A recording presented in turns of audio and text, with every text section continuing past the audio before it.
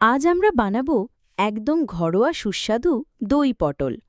প্রথমে নিন ৮ থেকে ১০টা পটল, ভালো করে ধুয়ে খোসা ছাড়িয়ে দু প্রান্ত কেটে নিন। হালকা লবণ আর ১ চিমটি হলুদ মাখিয়ে ৫ মিনিট রেখে দিন।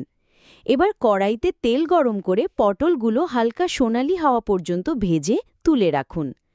একই তেলে ১ কাপ পেঁয়াজ কুচি দিয়ে হালকা সোনালি হওয়া পর্যন্ত ভাজুন।